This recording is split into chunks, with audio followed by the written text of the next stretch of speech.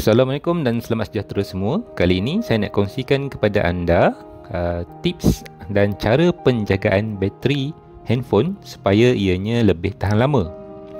Yang pertama, apabila kali pertama kita menggunakan handphone, cas hingga penuh sekali saja, iaitu sehingga ia mencapai 100% dan kita tidak perlu cas sehingga 8 ke 10 jam seperti handphone-handphone yang terdahulu seperti handphone Nokia, kerana bateri smartphone menggunakan bateri jenis lithium ion.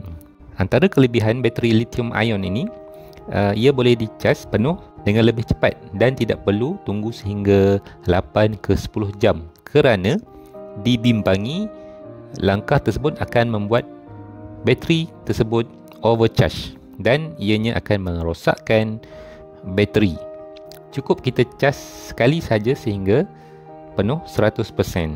Kedua, jangan overcharging. Maksudnya kita jangan cas bateri smartphone kita sehingga berjam-jam seperti tadi, 8 ke 10 jam, ataupun kita cas sebelum kita tidur, kemudian esok baru kita tutup switch charger tersebut.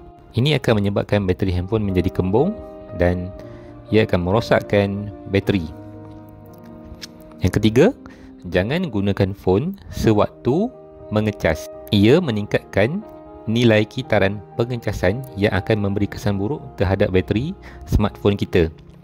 Jadi kita dinasihatkan untuk menahan diri kita daripada menggunakan handphone ketika sedang dicas. Ini juga akan meningkatkan lagi haba kepada smartphone kita dan ini akan merosakkan bateri. Yang keempat, kurangkan mengecas handphone di dalam kereta. Ini kerana kuasa elektrik di dalam kereta, terutamanya melalui slot pembakar rokok itu, membekalkan tenaga 10 AMP secara terus ke bateri phone, sedangkan pengecas smartphone hanya menyokong kuasa pengecasan dari 1 hingga 3 AMP sahaja. Kuasa yang dibekalkan dari dalam kereta ini adalah tidak stabil dan ia boleh merosakkan komponen dalaman telefon dan ia boleh merosakkan mainboard handphone dan ia akan menyebabkan bateri handphone juga tidak tahan lama. Gunakan kabel dan adapter original.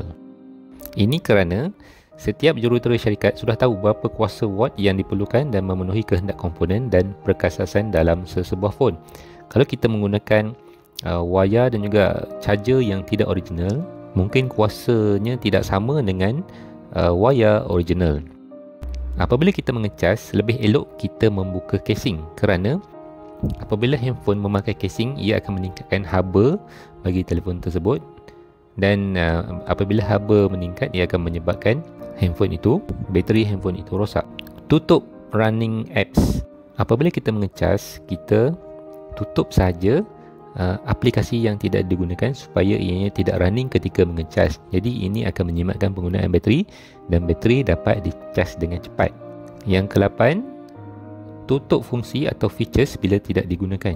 Contohnya macam Bluetooth, Wi-Fi, mobile hotspot.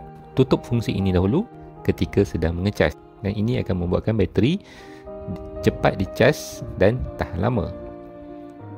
Yang terakhir, gunakan automatic brightness atau kecerahan automatik. Antara penyebab utama sesebuah bateri itu akan cepat habis adalah melalui skrinnya. Sebagai langkah penjimatan bateri, anda sangat disyorkan untuk mengguna tetapan automatic brightness pada smartphone dan juga menggunakan fungsi safe mode bagi mengelakkan penggunaan kuasa bateri yang berlebihan pada skrin. Jadi ini saja beberapa langkah mudah yang kita boleh praktikkan terhadap handphone kita supaya bateri handphone kita tahan lama dan kita tak perlu tukar bateri handphone secara kerap. Jika info ini membantu anda, tolong tekan butang subscribe supaya anda dapat info yang terbaru. Terima kasih.